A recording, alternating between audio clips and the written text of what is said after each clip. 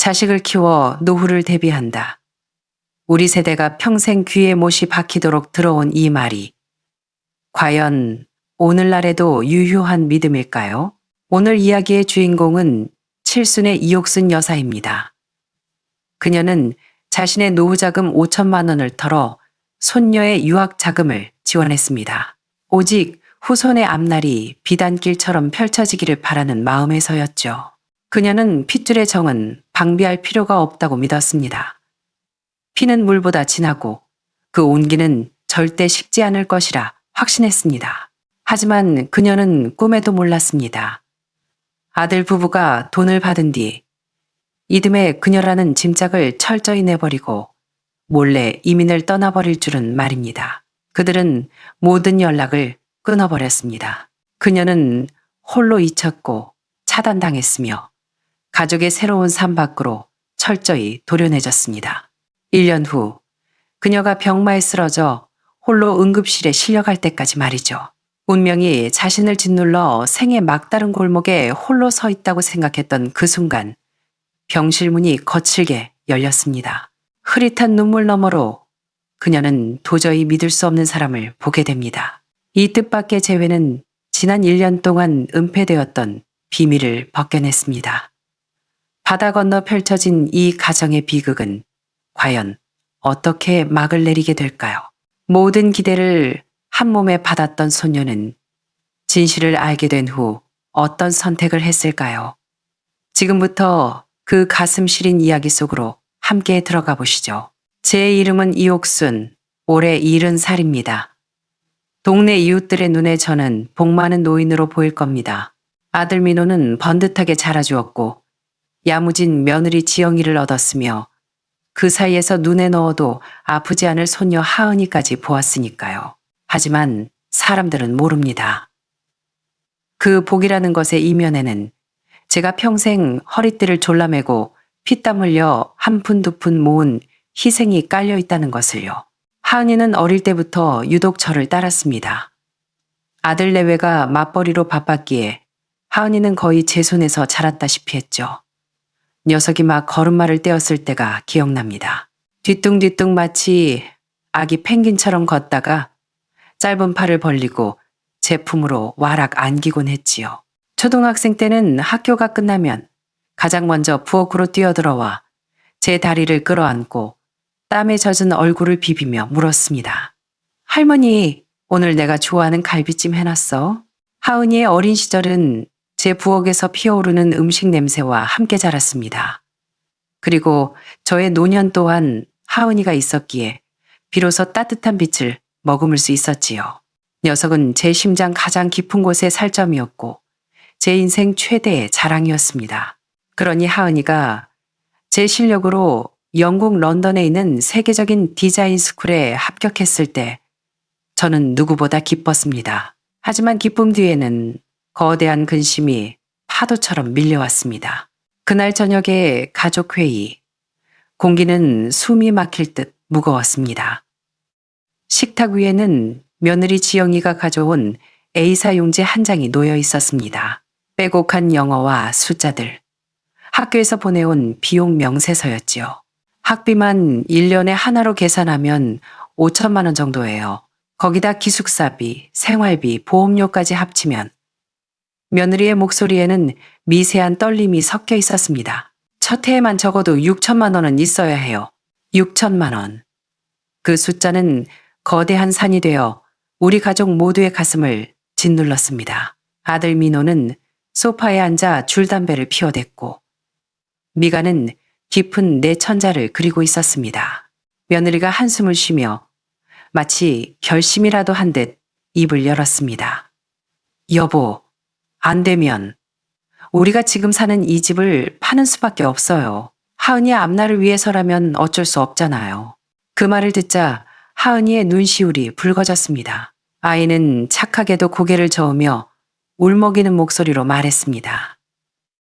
아니야, 엄마 아빠, 나 유학 안 갈래.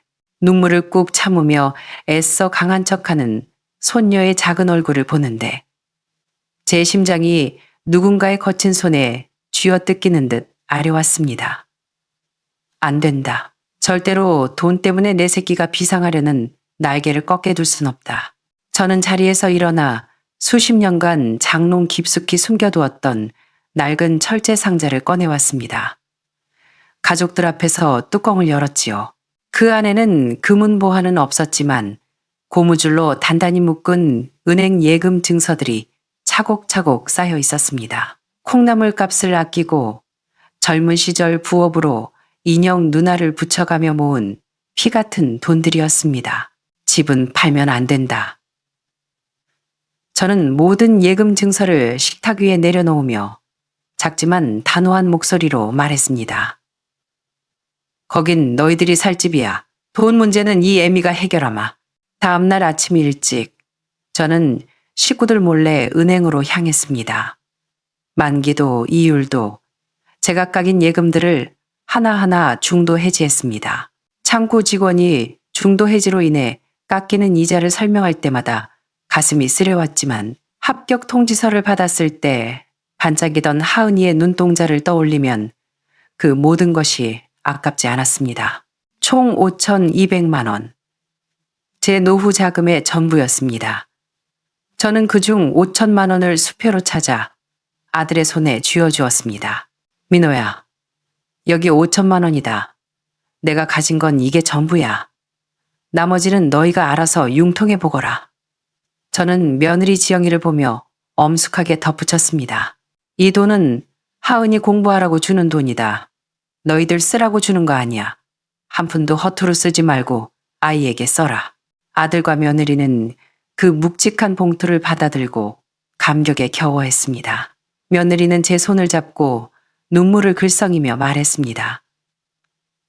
어머니, 걱정 마세요. 저희가 정말 효도할게요. 어머니 노후는 저희가 책임지고 모실게요. 어머니는 우리 집안의 은인이세요. 아들 역시 고개를 끄덕였습니다. 앞으로 저희가 어머니의 지팡이가 되어드릴게요. 그 순간 맹세하는 그들의 모습을 보며 제 마음은 든든하고 뿌듯했습니다. 평생 모은 돈으로 내 노후의 안녕과 손녀의 밝은 미래를 맞바꾸었다고 생각했습니다. 그것으로 충분하다고 믿었습니다. 인천공항에서 하은이를 배웅하던 날, 하늘은 유난히 맑았습니다. 난생 처음 저와 이렇게 멀리 떨어지게 된 아이는 저를 꼭 껴안고 제 목덜미에 뜨거운 눈물을 뚝뚝 흘렸습니다. 할머니. 아이는 제 귓가에 대고 반복해서 말했습니다. 할머니, 건강 잘 챙겨야 해. 나 기다려. 내가 가서 공부 열심히 해서 돈 많이 벌어서 돌아올게. 와서 할머니 호강시켜줄게. 할머니 고생하는 거 이제 싫어. 저는 웃고 있었지만 눈물은 주책 없이 흘러내렸습니다. 주머니에서 직접 바느질해 만든 작은 복주머니 하나를 꺼내 아이 손에 쥐어주었습니다. 바보 같은 녀석. 할미는 하나도 안 힘들어. 밖에서 혼자 지내려면 조심해야 한다. 이 주머니 안에 쑥이랑 절에서 받아온 부적이 들어있어. 베개 밑에 두고 자거라. 할미가 곁에 있다고 생각하고. 하은이는 복주머니를 쥐고 더 서럽게 울었습니다. 며느리 지영이가 시계를 보며 재촉했습니다. 하은아, 늦겠다. 얼른 들어가. 저는 손녀가 출국장 게이트로 들어가며 몇 번이고 뒤를 돌아보는 모습을 지켜보았습니다. 그 작은 뒷모습이 인파 속으로 사라질 때까지 저는 그 자리에 못 박힌 듯 서 있었습니다. 그때는 몰랐습니다. 그날 제가 친히 배웅한 것이 제 남은 인생의 유일한 빛이었다는 것을, 그리고 그 출국 게이트가 단지 만리 타국과의 거리가 아니라 가족과의 영원한 단절을 의미했다는 것을요. 하은이가 영국으로 떠난 첫 달, 집안 분위기는 아들 내외의 약속처럼 따뜻했습니다. 주말마다 아들 민호는 차를 몰고 와 저를 본가로 데려갔고 며느리는 제가 좋아하는 반찬을 차려주었습니다. 식탁 위에 휴대폰을 세워두고 런던에 있는 하은이와 영상통화를 하는 시간. 그것이 제 일주일의 낙이었습니다. 화면 속 손녀가 런던의 날씨, 학교 도서관의 크기, 자메이카에서 온 룸메이트 이야기를 조잘거릴 때 저는 그 낯선 서양의 단어들은 알아듣지 못했지만 신이 나서 떠드는 손녀의 표정을 보는 것만으로도 배가 불렀습니다. 통화가 끝날 때마다 하은이는 외쳤습니다. 할머니, 사랑해. 나 기다려야 해. 그 달콤한 한마디가 일주일의 외로움을 녹여주기에 충분했습니다. 하지만 그 따스함은 가을의 벼처럼 짧았습니다. 석 달쯤 지났을까요? 아들이 저를 데리러 오는 횟수가 매주에서 격주로 줄어들었습니다. 이유는 늘 같았습니다. 어머니, 회사에 큰 프로젝트가 있어서 주말에도 출근해야 해요. 도저히 짬이 안 나네요. 밥상의 메뉴도 정성 들인 한식에서 동네 반찬 가게나 배달 음식으로 바뀌었습니다. 나중에는 한 달에 한 번. 그마저도 과일 상자나 영양제만 툭 던져놓고 10분도 안 되어 자리를 뜨기 일쑤였습니다. 저는 살이 분별 못하는 노인이 아닙니다. 젊은 사람들이 먹고 살기 힘든 세상이라는 걸 알기에 불평 한마디 하지 않고 그 식어가는 온도를 묵묵히 견뎠습니다. 정작 저를 불안하게 만든 건 하은이와의 연결이 희미해져 간다는 점이었습니다. 어느 날 주말 영상통화를 기다리는데 아들이 전화로 말했습니다. 어머니 댁 인터넷이 너무 느려서 자꾸 끊겨요. 하은이가 답답해하네요. 앞으로는 하은이가 우리 집으로 전화하면 저희가 안부 전해드릴게요. 그게 낫겠어요. 이상했지만 제 낡은 집 인터넷이 오락가락하는 건 사실이라 수긍했습니다. 하지만 그 이후로 저는 소녀의 얼굴을 볼 수 없었습니다. 처음엔 스피커폰으로 목소리라도 들려주더니 5분도 안 되어 며느리가 끼어들었습니다. 하은아, 거기 새벽이잖아. 얼른 자야지. 하며 전화를 끊어버렸죠. 나중에는 그마저도 아들의 입을 통한 전원으로 바뀌었습니다. 엄마, 방금 하은이랑 통화했어요. 아들은 건조하고 빠른 말투로 말했습니다. 과제가 너무 많아서 바쁘대요. 잘 지낸다고 어머니 걱정 마시라네요. 언제 다시 전화한다는 말은 없더냐. 제가 조심스레 물으면 아휴, 있으면 제가 말씀드리죠. 애가 바쁜데 자꾸 보채지 마세요. 기대는 실망으로 바뀌었고 저는 마치 송신탑 아래 버려진 라디오처럼 느껴졌습니다. 손녀와 저를 이어주던 유일한 주파수를 아들과 며느리가 차단하고 있었습니다. 진정 제 가슴을 철렁하게 만든 건 이웃 김댁과의 대화였습니다. 어느 오후 동네 공원을 산책하는데 김댁이 다가와 은근한 목소리로 물었습니다. 옥순 씨, 축하해. 아들 내 집 넓혀간다며? 참 효자야. 저는 멍하니 되물었습니다. 이사? 아닌데? 누가 그래? 아이고, 나한테까지 비밀로 하네. 김댁이 웃으며 휴대폰을 꺼내 보여주었습니다. 이거 민호네 집 아니야? 내 조카가 집 구한다고 부동산 앱을 보는데 딱 나와 있더라고. 주인 직접 금매라고 써 있던데? 김댁은 신이 나서 떠들었습니다. 하은이 유학 갔으니 더 좋은 학군이나 시내 쪽으로 가려는 거 아니겠어? 아니면 어머니 모시고 살려고 큰 집으로 합치려는 건가? 정말 부러워. 김댁의 뒷말은 귀에 들어오지 않았습니다. 제 눈은 휴대폰 화면 속 익숙한 거실 사진과 금매, 이민으로 인한 처분이라는 문구에 고정되었습니다. 머리에서 발끝까지 피가 차갑게 식는 기분이었습니다. 이민? 나한테는 한마디 상의도 없이? 왜 급하게 파는 거지? 상상조차 하기 싫은 끔찍한 생각이 독사처럼 고개를 들어 제 심장을 휘감았습니다. 저는 억지로 웃음을 지어 보이며 황급히 자리를 피했습니다. 아, 가스불을 안 끄고 나왔네. 나 먼저 갈게. 집에 돌아와 현관문을 닫자마자 다리에 힘이 풀려 주저앉고 말았습니다. 그날 밤 저는 전화기 옆에 앉아 뜬 눈으로 밤을 지새웠습니다. 끔찍한 추측이 덩굴처럼 자라나 저를 옥죄었지만 저는 마음 한구석에서 신락 같은 희망, 아니 자기 기만을 붙잡고 있었습니다. 오해일 거야. 아직 말을 못한 거겠지. 내 배 아파 낳은 아들인데 설마 애미를 버리겠어? 그렇게 스스로를 달래던 중 마지막 심판의 날이 다가왔습니다. 평범한 금요일 오후 아들에게서 전화가 왔습니다. 오랜만에 듣는 다정하고 들뜬 목소리였습니다. 엄마, 이번 주말에 시간 되세요? 저랑 지영이 가서 밥 먹으려고요. 하은이 학교 방학이라 영상통화도 길게 할 수 있을 것 같아요. 많이 보고 싶으시죠? 저는 수화기를 쥔 손을 떨었습니다. 반년 만에 손녀를 볼 수 있다는 소식은 먹구름을 뚫고 나온 햇살 같았습니다. 저는 모든 의심을 저 멀리 던져버렸습니다. 그럼 시간 되고 말고 어서 오너라. 주말 아침 저는 설날을 맞은 아이처럼 들떴습니다. 시장에 가서 가장 좋은 갈비를 사서 핏물을 빼고 정성껏 갈비찜을 안쳤습니다. 아들 내외는 시간에 맞춰 도착했습니다. 며느리는 예쁜 포장에 건강식품 세트를 내밀며 웃었습니다. 어머니, 이거 드시고 건강하셔야 해요. 그날 저녁상은 잔치상 같았습니다.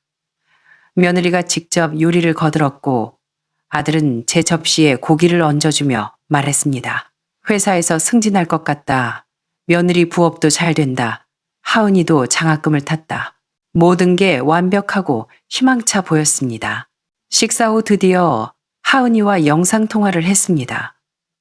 화면 속 손녀의 얼굴을 보자마자 눈물이 터져 나왔습니다. 하은이는 학교 디자인 공모전에서 1등을 했다며 트로피를 자랑했습니다.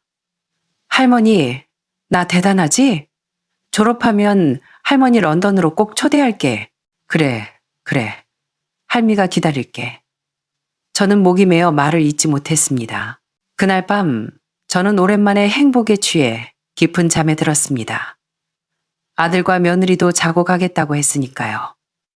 다음 날 아침 눈을 떴을 때 집안은 고요했습니다. 식탁 위에는 쪽지가 남겨져 있었습니다. 엄마, 회사에 급한 일이 생겨서 먼저 가요. 아침은 냉장고에 넣어뒀어요. 데워 드세요. 푹 쉬세요. 저는 별의심 없이 일주일을 보냈습니다. 그리고 일주일 뒤 아들이 좋아하는 사골국을 한솥 끓여 그들의 아파트로 향했습니다. 무거운 보온통을 들고 버스를 타고 아들의 집 앞에 섰습니다. 초인종을 눌렀습니다. 딩동. 하지만 문 뒤는 죽은 듯 고요했습니다. 전화를 걸었습니다. 전원이 꺼져 있어 소리샘으로 연결됩니다. 며느리에게 걸어도 마찬가지였습니다.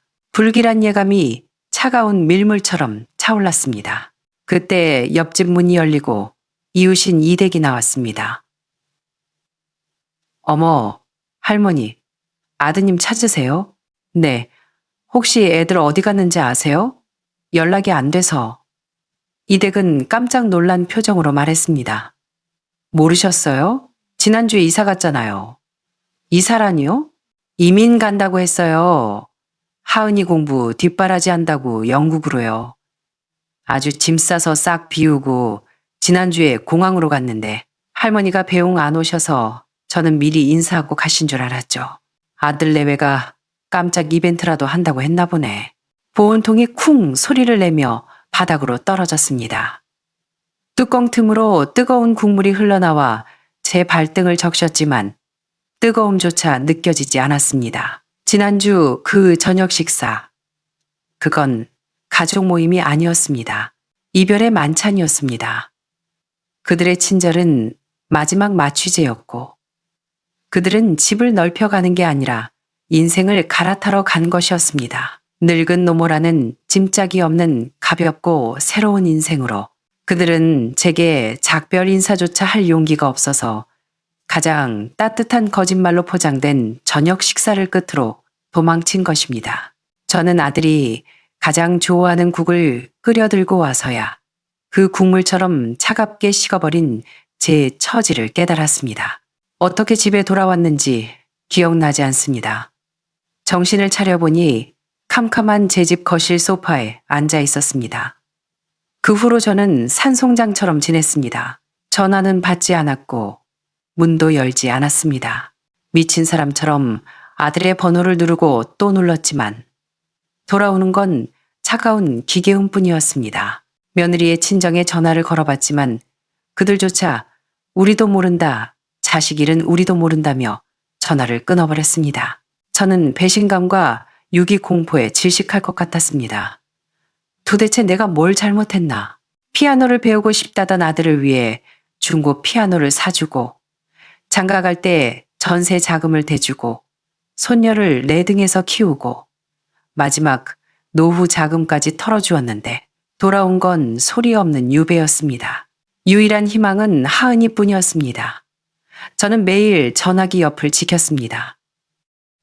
혹시나 손녀가 연락할까봐. 하지만 전화기는 죽은 듯 조용했습니다. 정부에서 나오는 기초연금 몇십만 원으로 버텼습니다. 밥 대신 죽으로 때우고 전기도 아꼈습니다. 나중에는 새벽에 나가 동네 할머니들을 따라 폐지를 줍기 시작했습니다. 박스를 밟아 묶어 고물상에 넘기고 받은 몇천 원. 그 지폐에서 나는 쉰내 같은 처지가 제 인생 같았습니다. 이웃 김댁이 가끔 반찬을 챙겨주며 물었습니다. 옥순 씨, 도대체 무슨 일이야? 말 좀 해봐. 저는 고개를 저었습니다. 내 자식이 나를 가구 버리듯 버리고 튀었다고 어떻게 제 입으로 말하겠습니까? 제 자존심은 이미 바닥에 지시겨져 있었습니다. 그러다 이듬해 겨울이 왔습니다. 서울의 겨울바람은 유독 매서웠습니다. 새벽에 폐지를 줍다가 가슴에 맷돌을 얹은 듯한 통증이 왔습니다. 눈앞이 캄캄해지며 쓰러졌습니다. 운동 나오던 김댁이 저를 발견해 119를 불렀습니다. 급성 심근경색. 서울대병원 응급실에서 눈을 떴을 때 의사는 스텐트 시술이 시급하다고 했습니다. 하지만 저는 고개를 저었습니다. 살고 싶지 않았습니다. 나를 버린 자식을 위해서, 소식 없는 손녀를 위해서 더 이상 구차하게 생명을 연장해봐야 기다리는 건 고독사와 빈곤뿐이었습니다. 수술 안 합니다. 그냥 두세요. 간호사와 사회복지사가 저를 설득했지만 저는 벽을 보고 돌아 누웠습니다. 제 마음은 이미 죽어 있었습니다. 의식이 혼미해질 무렵 복도 끝에서 급박한 발소리가 들렸습니다. 그리고 찢어질 듯한 울음소리가 들려왔습니다. 할머니, 할머니! 그 소리는 벼락처럼 제 뇌리를 때렸습니다. 세상에 단 한 사람, 저렇게 애달프게 저를 부를 사람은 하나뿐이었습니다. 하은이, 내 손녀. 감겼던 눈이 번쩍 뜨였습니다. 멈춰가던 심장이 다시 미친 듯이 뛰기 시작했습니다. 병실 문이 열리고 헝클어진 머리에 얇은 외투 하나만 걸친 젊은 아가씨가 뛰어들어왔습니다. 런던에서 날아온 파리해진 얼굴의 하은이었습니다. 할머니. 아이는 제 침가에 엎드려 짐승처럼 울부짖었습니다. 제 손등에 꽂힌 링거 바늘이 아플까봐 손도 못 잡고 이불 자락만 붙잡고 오열했습니다. 사회복지사가 다가와 말했습니다. 할머니, 손녀분이 오셨어요. 보호자 동의서에 사인하고 수술해달라고 난리예요. 이제 수술 받으시겠어요? 저는 하은이의 눈물을 보며 있는 힘을 다해 고개를 끄덕였습니다. 네가 왔구나. 내 새끼가 왔어. 그럼 살아야지. 내가 너를 두고 죽을 순 없지. 수술은 성공적이었습니다. 마취에서 깨어났을 때 하은이는 제 손을 꼭 잡고 있었습니다. 저는 힘겹게 손가락을 움직여 아이의 손바닥을 간지럽혔습니다. 톡, 톡, 톡. 어릴 때 우리가 하던 무언의 신호. 괜찮다. 할미 여기 있다는 뜻이었죠. 그제야 하은이는 펑펑 울며 그간의 진실을 털어놓았습니다. 런던 생활은 겉보기에 평온했습니다. 부모님은 직장을 구했고 주말엔 마켓을 구경 다녔습니다. 하지만 하은이는 늘 불안했습니다. 할머니 이야기를 꺼내면 부모님은 말을 돌리거나 화를 냈기 때문입니다. 그러다 어느 날 밤 물을 마시러 나왔다가 부모님의 대화를 엿듣게 되었습니다. 아빠 민호가 망설이며 말했습니다. 여보, 정말 어머니랑 연락 안 할 거야? 연세도 있으신데 혼자. 엄마 지영이 날카롭게 쏘아붙였습니다. 당신 또 그 소리. 지겨운 한국 생활. 시댁수발 다 싫다고 떠나자고 한 건 당신이야. 어머니 돈 5천만 원? 그거 하은이 학비로 썼지 우리가 썼어? 우린 할 도리 다 했어. 그리고 결정적인 한마디를 덧붙였습니다. 이제 좀 살만한데 그 늙은 짐짝을 다시 지고 살자고? 병들고 늙으면 돈만 들어가. 당신이 그랬잖아. 짐 없이 살고 싶다고. 그럼 깨끗하게 잊어. 짐짝. 문 밖에서 그 단어를 들은 하은이는 피가 거꾸로 솟는 것 같았습니다. 내 할머니가 나를 업어 키운 그분이 짐짝이라니. 부모에 대한 신뢰가 와르르 무너져 내렸습니다. 하은이는 그 길로 방에 들어가 아르바이트로 모은 돈을 털었습니다. 노트북을 사려고 모은 100만 원 남짓한 돈, 짐을 싸고 여권을 챙겼습니다. 그리고 부모 몰래 새벽에 집을 나와 히드로 공항으로 향했습니다. 할머니가 짐짝이면 나도 짐짝이야. 내가 할머니한테 갈 거야. 그렇게 열 몇 시간을 날아와 텅 빈 옛집을 보고 이웃에게 소식을 듣고 병원으로 달려온 것입니다. 그날부터 병실은 우리 둘만의 요새가 되었습니다. 하은이는 지극정성으로 저를 돌봤습니다. 편의점 빵으로 끼니를 때우면서도 제게는 병원 밥을 맛깔나게 챙겨 먹였습니다. 어느 오후 제가 물었습니다. 하은아, 공부 포기하고 와서 후회 안 하니? 하은이는 단호하게 말했습니다. 아니, 할머니 없는 성공이 무슨 소용이야. 내 집은 할머니가 있는 곳이야. 퇴원 후 저는 결단을 내렸습니다. 우리가 살던 낡은 빌라는 엘리베이터가 없는 5층이었습니다. 제 다리로는 오르내리기 힘들었죠. 하은아, 집 팔자. 하은이는 추억이 깃든 집이라며 망설였지만 저는 등기권리증을 꺼냈습니다. 추억은 마음에 묻는 거다. 서울 집값이 많이 올랐어. 이거 팔면 7억쯤 받을 수 있다더라. 저는 계산기를 두드리며 말했습니다. 이 돈으로 병원 근처 평지나 강가에 엘리베이터 있는 작은 아파트를 사자. 그리고 남은 돈은 네 학비랑 내 병원비로 따로 묶어둘 거야. 나 죽으면 다 네 거야. 난생 처음 제 손으로 제 미래를 설계했습니다. 더 이상 희생만 하는 이옥수는 없었습니다. 집을 파는 과정은 순조로웠습니다. 우리는 한강이 보이는 경기도 쪽에 깨끗한 아파트로 이사했습니다. 베란다에 꽃을 심고 하은이와 둘이서 평화롭게 살 준비를 마쳤을 때였습니다. 초인종이 울렸습니다. 인터폰 화면에 보인 건 1년 넘게 사라졌던 아들 부부였습니다. 문을 열자 며느리는 하은이부터 찾았습니다. 너 여기서 뭐 하는 거야? 말도 없이 사라져서 우리가 얼마나 찾았는데. 아들은 제 앞에 무릎을 꿇고 울었습니다. 어머니, 잘못했어요. 제가 죽일 놈입니다. 다시 합쳐요. 네? 아마 하은이가 없어진 걸 알고 부랴부랴 한국으로 들어온 모양이었습니다. 아니면 혹시 제가 죽어서 유산이라도 남겼나 보러 온 걸까요? 저는 담담하게 아들을 내려다 보았습니다. 분노도 슬픔도 느껴지지 않았습니다. 일어나라. 바닥 차다. 그리고 미리 준비해둔 서류 봉투를 탁자 위에 올렸습니다. 유언공증 서류였습니다. 내 재산, 이 집과 남은 현금은 전부 손녀 박하은에게 상속한다. 내 아들 박민호에게는 단 한 푼도 남기지 않는다. 아들이 고개를 들고 충격받은 얼굴로 저를 쳐다봤습니다. 어머니, 너무하세요. 너무해? 내가 수술실에서 죽어가고 있을 때 너희는 어디 있었니? 하은이가 혼자 비행기 타고 와서 울고 있을 때 너희는 뭘 했어? 깨진 그릇은 다시 붙여도 금이 남는 법이다. 돌아가라. 저는 아들 부부를 내보내고 문을 잠갔습니다.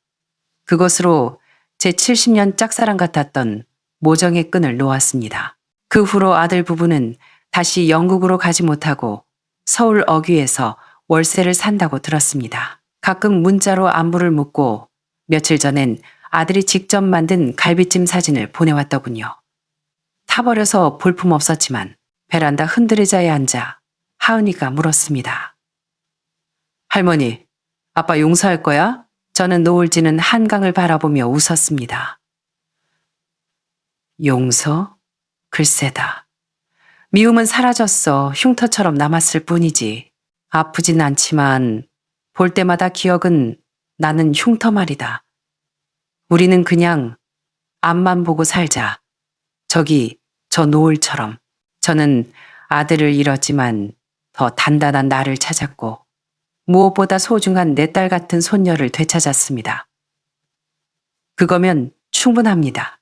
청취자 여러분, 오늘 이옥순 여사의 이야기 어떻게 들으셨나요? 아들의 뒤늦은 후회와 갈비찜 사진, 여러분이라면 받아주시겠습니까? 혈육이라는 이유로 모든 죄가 사해질 수 있을까요? 신뢰라는 거울이 깨졌을 때 우리는 그 파편을 안고 살아가야 할까요? 아니면 과감히 쓸어버려야 할까요? 여러분의 생각을 댓글로 남겨주세요. 누군가의 가족사에 큰 위로와 지혜가 될 것입니다. 이야기에 공감하셨다면 구독과 좋아요 부탁드립니다. 다음 시간에도 우리네 인생의 희로애락을 담은 이야기로 찾아오겠습니다. 감사합니다.